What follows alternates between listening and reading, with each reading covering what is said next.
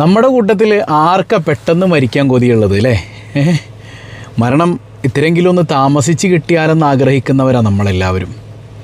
എന്നാൽ നമ്മുടെ വീട്ടിൽ ഒന്ന് രണ്ട് കാര്യങ്ങളുണ്ടെങ്കിൽ ഉറപ്പിച്ചോ, നമ്മൾ പെട്ടെന്ന് മരിക്കും.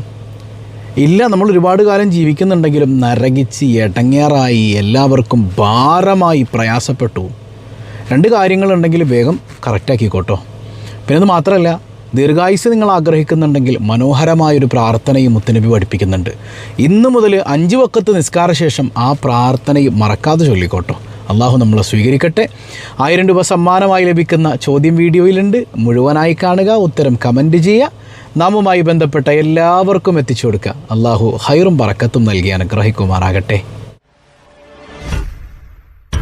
അസ്സലാമു അലൈക്കും വറഹ്മത്തുള്ളാഹി വബറകാത്തു. എന്തൊക്കെയുണ്ട് എല്ലാവരുടെയും വിശേഷങ്ങൾ? സന്തോഷമല്ലേ? എവിടെ പുഞ്ചിരിച്ചുകൊണ്ടൊരു ഹംദ് പറഞ്ഞ് അൽഹംദുലില്ലാഹി റബ്ബിൽ ആലമീൻ.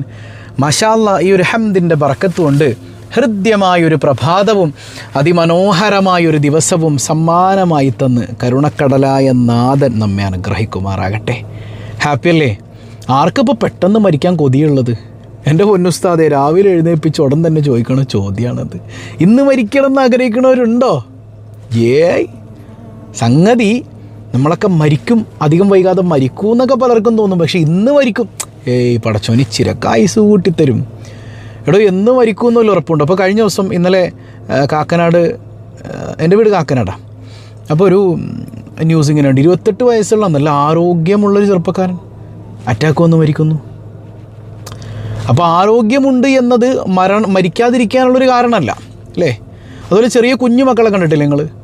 ചെറിയ കുഞ്ഞു മക്കൾ രാത്രി പ്രസവിച്ച് കഴിഞ്ഞിട്ട് ഒരാഴ്ചയായിട്ടുള്ളൂ, ഉമ്മയുടെ കൂടെ കിടന്നു, രാവിലെ കുഞ്ഞെഴുന്നേൽക്കുന്നില്ല. മറ്റൊരു സഹോദരിയുടെ ഒരു കമൻറ്റ് കണ്ടു, 6 മാസമായിട്ടുള്ളൂ, കുഞ്ഞിന് സൈലൻ്റ് അറ്റാക്ക് വന്നു എന്നാണ്. സുബ്ഹാനല്ലാഹ്. അപ്പോൾ നമ്മൾ എപ്പോഴാണ് മരണം വരുന്നത് എന്നൊന്നും പറയാൻ പറ്റില്ല അല്ലേ? അള്ളാഹു ഖളാക്കിയ സമയത്ത് വരും. അതിപ്പോൾ ആരോഗ്യമുണ്ടോ ആരോഗ്യമില്ലേ? നല്ല കൊളസ്ട്രോളും പ്രഷറും ഉള്ള 90 വയസ്സുള്ള വെല്ലുമ്മയൊക്കെ കിടിലനായിട്ട് ഓടിച്ചാണ്ടി നടപ്പുണ്ട്. അവരൊട്ടും മരിക്കണമില്ല, എന്നാൽ പ്രഷറും ഇല്ല, കൊളസ്ട്രോളും ഇല്ല, ഒന്നുമില്ല. ആരോഗ്യ ദൃഢഗാത്രനായി നടക്കണ മനുഷ്യന്മാരൊക്കെ വേഗം മരിച്ചും പോകുന്നുണ്ട്. അപ്പോൾ ഇതൊന്നും നമ്മുടെ കയ്യിലുള്ള കാര്യമല്ല എന്ന് മനസ്സിലാക്കുക എന്നുള്ളതാണ്. എപ്പോൾ മരിക്കും എപ്പോൾ മരിക്കൂല, ഇതൊക്കെ പടച്ചോൻ്റെ തീരുമാനത്തിന് വിട്ടുകൊടുക്കുക. അള്ളാഹു റബ്ബുൽ ആലമീനാണ് ഇതൊക്കെ തീരുമാനിക്കേണ്ടത്. നമുക്കിതിലൊരു റോളൊന്നുമില്ല. പിന്നെ എന്താ നമ്മുടെ റോളെന്താ? നമ്മൾ ദ്വാരക്കുക എന്നുള്ളത് തന്നെ. നമ്മൾ ദ്വാ ചെയ്യുക. പടച്ചോൻ ഇങ്ങനെ ചില കാരണങ്ങളുമായി ബന്ധപ്പെടുത്തിയ സംഗതിയൊക്കെ നമ്മൾ മുമ്പ് പറഞ്ഞിട്ടുണ്ട് അല്ലേ? പടച്ചോൻ്റെ ചില കലാഹുകൾ അത് തീരുമാനം പക്കയായിരിക്കും, അതിൻ്റെ അപ്പുറത്തേക്ക് മാറൂല. എന്നാൽ ചില കലാഹുകളുണ്ട്, മുഅല്ലഖായ കലാഹുകൾ, കാരണവുമായി ബന്ധപ്പെടുത്തിയതാണ്. രോഗം വന്നു, നീ ചികിത്സിച്ചാൽ രോഗം മാറും, ചികിത്സിച്ചില്ലേ നീ അങ്ങനെ കിടക്കും. അങ്ങനെ ചില കാരണങ്ങളുമായി ബന്ധപ്പെട്ടാൽ നിനക്കല്ല ദീർഘായുസ് തരും. ഒരു സ്വഹാബി വന്ന് ഹബീബ് റസൂലുള്ളാഹി സ്വല്ലല്ലാഹി അലൈഹി വസല്ലമ തങ്ങളോട് ചോദിക്കുന്നുണ്ട്, നബിയെ, ഞാൻ ഏറ്റവും കൂടുതൽ എന്താ ചോദിക്കേണ്ടത് അള്ളാഹിനോട്? ഹബീബായ സല്ലല്ലാഹി അലൈഹി വസല്ലമ തങ്ങളൊരു ദുആ പഠിപ്പിച്ചു കൊടുക്കാൻ, അല്ലാഹുമ്മ ഇന്നി അസ്അലുക്കൽ അഫ്വ വൽ ആഫിയ. പടച്ചോനെ, ഞാൻ നിന്നോട് ചോദിക്കുന്നു അൽ അഫ്വ, പാപമോചനം. നീ പുറത്ത് തന്നെ അല്ല, നീ അല്ലാതെ പൊറുക്കാനുള്ളത്.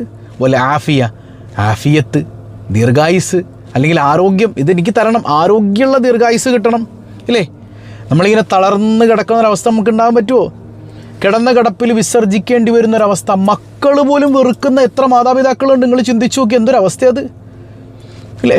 പലപ്പോഴും താമസിക്കുന്നത് ഇളയ മകൻ്റെ വീട്ടിലായിരിക്കും. ഇനി മകനുണ്ടെങ്കിൽ ഈ ഉമ്മ വിസർജിച്ച് കിടക്കുമ്പോൾ കൈകാര്യം ചെയ്യുന്നത് മരുമകളായിരിക്കും. എത്ര പേര് അള്ളാഹ്ക്ക് വേണ്ടിയിട്ട് അത് ചെയ്യുന്നുണ്ട്?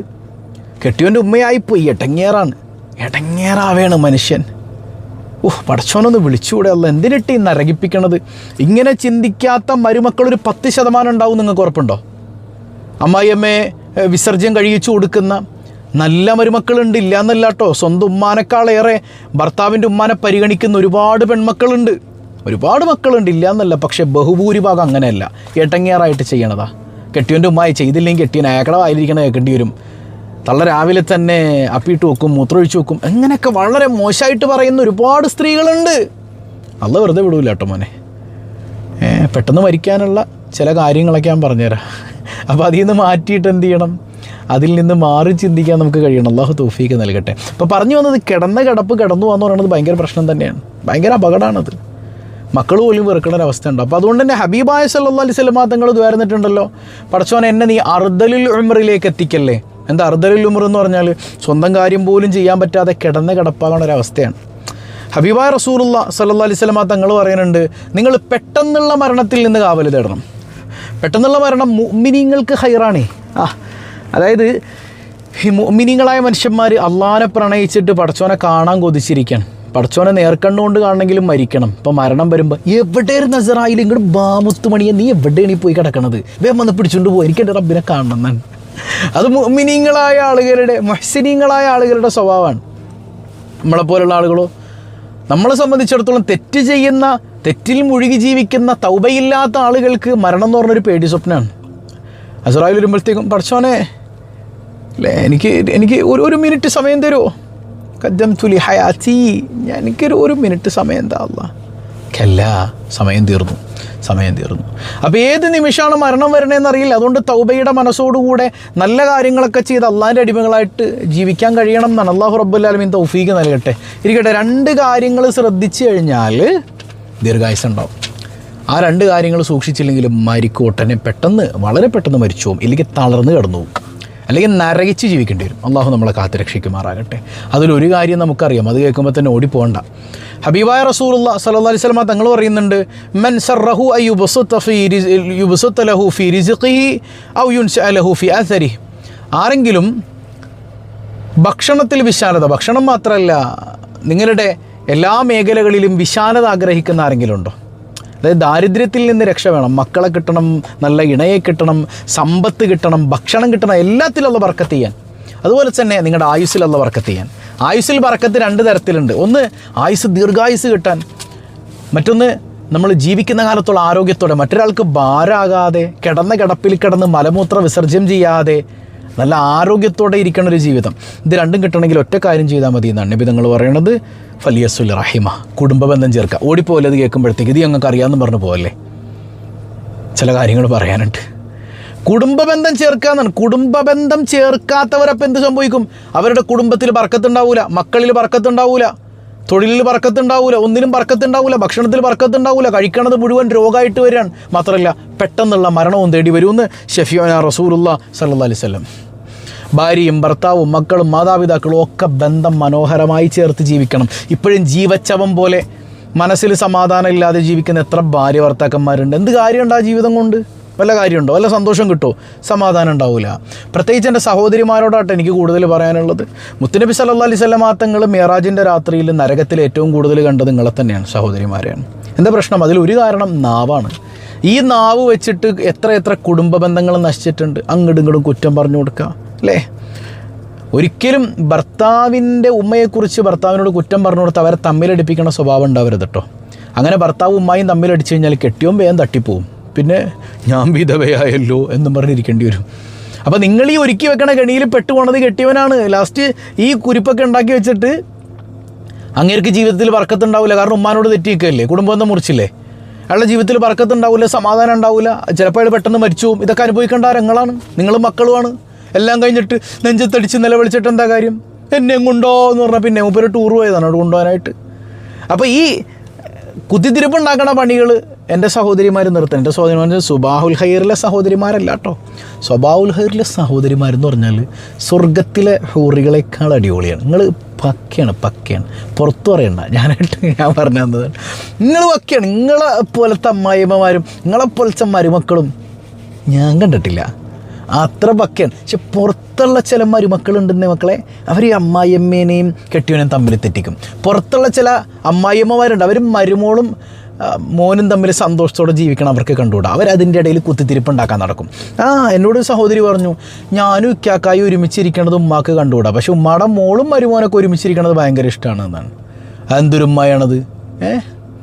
വല്യമ്മക്ക് ഈ പ്രായത്തിൽ ആ മക്കൾ ഹാപ്പി ആയിട്ട് ജീവിക്കട്ടെ എന്നേ. വല്യമ്മ ഞങ്ങളൊന്നും പണ്ട് അങ്ങനെ നടന്നിട്ടില്ല. അതിന് പിന്നെ നിങ്ങളോട് ആരെങ്കിലും നടക്കണ്ടെന്ന് പറഞ്ഞോ കെട്ടിയവൻ്റെ കൂടെ? നിങ്ങൾ പണ്ട് നടന്നിട്ടില്ല എന്നും പറഞ്ഞുകൊണ്ട് ആ മക്കളെ നിങ്ങൾ തടയണ എന്തിനാണ്? എന്നാൽ നിങ്ങളുടെ മോളും മരുമോനും ഇരിക്കുമ്പോൾ അല്ലോ എന്തൊരു നല്ല മക്കളല്ലേ, എൻ്റെ മോളെ പൊന്നോലോ നോക്കണ്ടവൻ. എന്നാലോ മരുമോളും മോനും ഇരിക്കണുണ്ട് കഴിഞ്ഞാൽ പെങ്കോന്തൻ കേട്ടിയോക്കളം മണപ്പിച്ച് നടക്കണവൻ, നാണം കെട്ടവൻ. ഉമ്മാൻ്റെ അടുത്തിരിക്കാൻ അവർ നേരമില്ല. രണ്ടടിയുടെ കുറവാട്ടോ. സ്വഭാവത്തിലേറില്ല അമ്മായിയമ്മമാരല്ല, പുറത്തുള്ള കുറേ ആളുകൾ. അല്ല നന്നാക്കട്ടെ കേട്ടാ.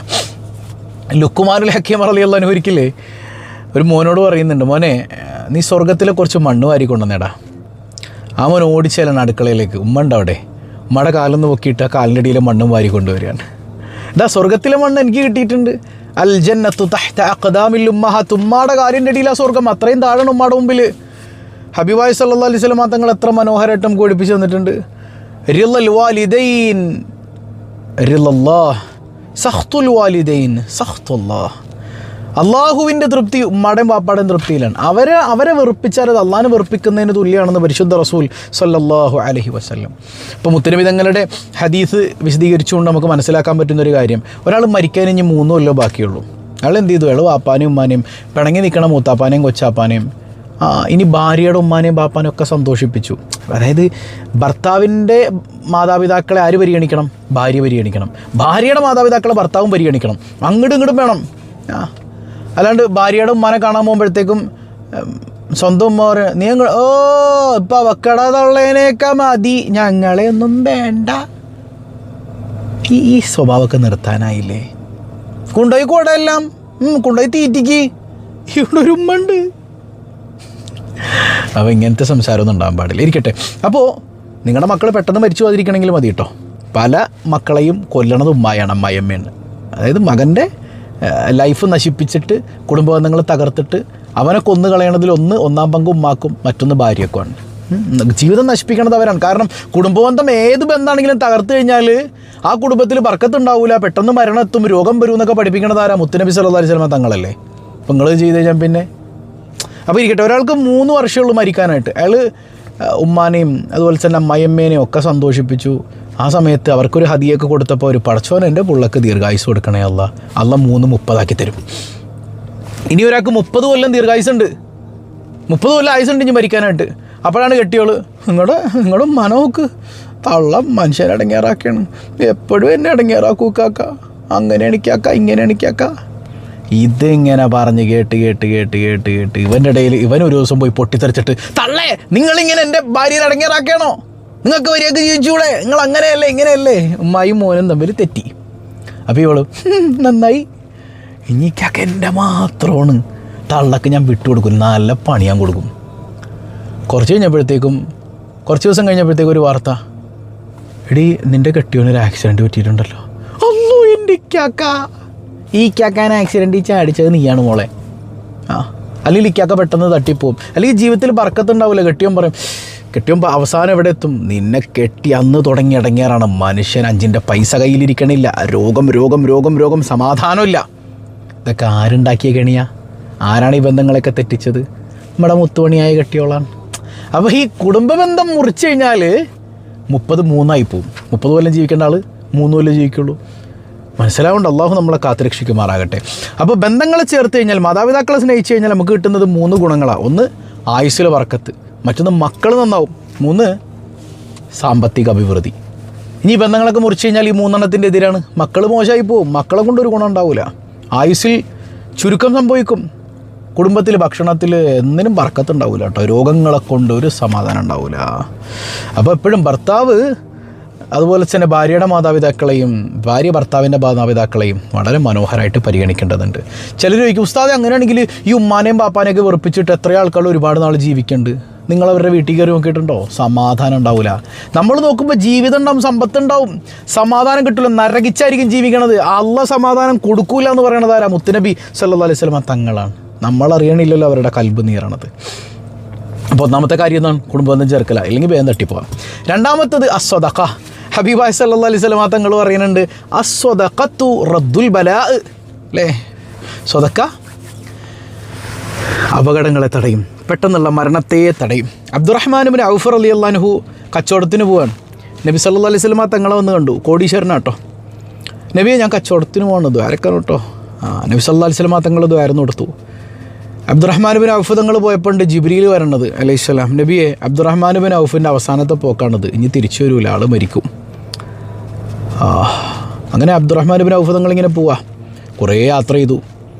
അങ്ങനെ ഒരു സ്ഥലത്തെത്തിയപ്പോൾ തമ്പടിച്ച സമയത്ത് നിസ്കരിക്കാൻ അവർക്ക് സ്ഥലം കിട്ടണില്ല. നല്ലൊരു സ്ഥലമൊക്കെ ഇങ്ങനെ നോക്കിയപ്പോൾ ദൂരെ ഒരു ചെറിയ വെളിച്ചം കാണുന്നുണ്ട്, ഒരു ചെറ്റക്കുടിൽ. അങ്ങോട്ട് ചെന്നു.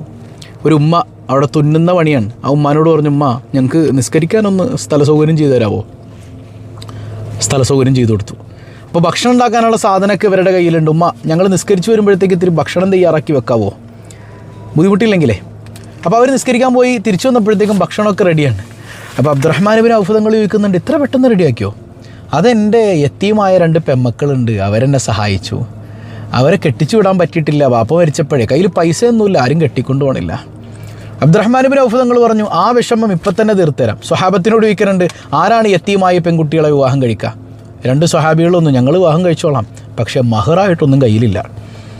ഇബ്നു ഔഫ് തങ്ങൾ പറയാണ്, മഹറൊക്കെ ഞാൻ തന്നോളാം, നിങ്ങൾ കല്യാണം കഴിച്ചു. അങ്ങനെ മഹറൊക്കെ കൊടുത്തു, കെട്ടിച്ചു. അങ്ങനെ കച്ചവടം കഴിഞ്ഞു കുറേ മാസങ്ങൾ കഴിഞ്ഞപ്പോൾ തിരിച്ച് നാട്ടിലെത്തുകയാണ്. റസൂലുള്ളാഹിൻ്റെ അടുക്കൽ വരികയാണ്. നബി തങ്ങൾ കാണാൻ ജിബ്രീലിനെ വിളിപ്പിച്ചു, ജിബ്രീലേ നിങ്ങളല്ലേ പറഞ്ഞത് അബ്ദുറഹ്മാൻ ഇബ്നു ഔഫിൻ്റെ അവസാനത്തെ പോക്കാണ്, ഇനി തിരിച്ചു വരില്ല. നബിയെ ഈ ഒരു സ്വതക്ക ചെയ്തതുകൊണ്ട് അള്ളാഹു അബ്ദുറഹ്മാൻ ഇബ്നു ഔഫിന് ദീർഘായുസ് കൊടുത്തു. സയ്യിദുനാ ജിബ്രീൽ അലൈഹി സ്വലാത്തു വസ്സലാം.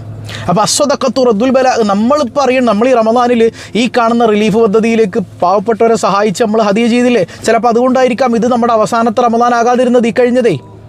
ആ നെയ്യത്തിൽ കഴിയുന്നവരൊക്കെ ഈ റിലീഫ് പദ്ധതിയിലേക്കൊന്ന് ഹദിയ ചെയ്യണം കേട്ടോ. 2 പ്രയാസങ്ങൾ അനുഭവിക്കണ മനുഷ്യന്മാരാണ്, അവരെ നമ്മൾ ചേർത്ത് പിടിച്ചാൽ നമുക്കല്ല ബറക്കത്ത് തരുന്നേ.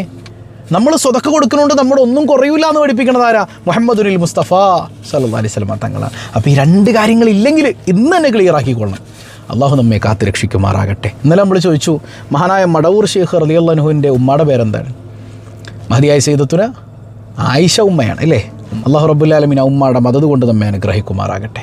ഇന്നത്തെ ചോദ്യം, ഖുതുബുൽ അഖ്താബ് എന്നറിയപ്പെടുന്ന ഔലിയാക്കളുടെ നേതാവ് ആരാണ്? കമൻറ്റ് അള്ളാഹു ബറക്കത്ത് ചെയ്യട്ടെ. പതിവായി ചൊല്ലുന്ന ദിക്ർ സുബ്ഹാനല്ലാഹി വബിഹംദിഹി അദദ ഖൽഖിഹി വറിദാ നഫ്സിഹി വസിനത അർശിഹി വമിദാദ കലിമാതിഹി.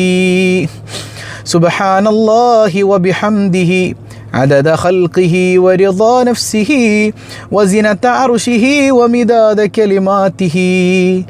سبحان الله وبحمده عدد خلقه ورضا نفسه وزنة عرشه ومداد كلماته. الحمد لله رب العالمين. اللهم صل على سيدنا محمد وعلى آل سيدنا محمد. അർഹമുർറാഹിമായ കരുണക്കടലായ റബ്ബേ, ഈ സദസ്സ് നീ സ്വീകരിക്കണേ അല്ല. ഞങ്ങളുടെ പ്രയാസങ്ങളെല്ലാം നീ ദൂരീകരിക്കണേ അല്ല. ഇതിൻ്റെ മിസ്ല സവാബ് ഹബീബ് റസൂലുള്ളാഹി സ്വല്ലല്ലാഹു അലൈഹി വസല്ലം തങ്ങളുടെ ഹദറത്തിലേക്ക് എത്തിക്കണേ അല്ല. അവിടുത്തെ ബർക്കത്ത് കൊണ്ട് ഞങ്ങളുടെ കുടുംബത്തിൽ മറ്റു മേഖലകളിൽ അഭിവൃദ്ധി നൽകണേ അല്ല, ഇണക്കം നൽകണേ അല്ല, ഇണകളെ സന്താനങ്ങളെ നീ നന്നാക്കണേ അല്ല, തൊഴിലുകളിൽ ബർക്കത്ത് ചെയ്യണേ അല്ല, ഹജ്ജും ഉംറയും ചെയ്യാതെ മരിപ്പിക്കല്ലേ അല്ല. കരുണക്കടലായ റബ്ബേ, ഞങ്ങളുടെ കടങ്ങൾ നീ ഏറ്റെടുക്കണേ അല്ല. ഒരുപാട് മക്കൾ പരീക്ഷകൾ എഴുതുന്നുണ്ട്, ഉന്നത വിജയം നൽകണേ അല്ല, ശോഭനമായ ഭാവി നൽകണേ അല്ല, സ്വാലിഹീങ്ങളാക്കണേ അല്ല, മക്കളില്ലാത്തവർക്ക് സന്താനങ്ങൾ നൽകണേ അല്ല. പടച്ചവനെ, ഞങ്ങളിൽ നിന്ന് മരണപ്പെട്ട ആരെല്ലാമുണ്ടോ ഖബർ വിശാലമാക്കണേ അല്ല. ഞങ്ങളെയും ഞങ്ങളിൽ നിന്ന് വിട പറഞ്ഞവരെയും ആരംഭപ്പൂവായ റസൂലുള്ളാഹി സ്വല്ലല്ലാഹു അലൈഹി വസല്ലം തങ്ങളോടൊപ്പം നിൻ്റെ കാരുണ്യം കൊണ്ട് ഒരുമിപ്പിക്കണേ അല്ല. പെട്ടെന്ന് മരിപ്പിക്കല്ലേ അല്ല. ആഫിയത്തുള്ള ദീർഘായുസ് തൗബയോടെ നിൻ്റെ ത്വാഅത്തിൽ നൽകണേ അല്ല. ബിഹഖി സ്വല്ലല്ലാഹു അലാ മുഹമ്മദ് സ്വല്ലല്ലാഹു അലൈഹി വസല്ലം സ്വല്ലല്ലാഹു അലാ മുഹമ്മദ് സ്വല്ലല്ലാഹു അലൈഹി വസല്ലം. അല്ലാഹുമ്മ സ്വല്ലി അലാ മുഹമ്മദ് യാ റബ്ബി സ്വല്ലി അലൈഹി വസല്ലം. വസ്സലാമു അലൈക്കും വറഹ്മത്തുള്ളാഹി വബറകാതുഹു.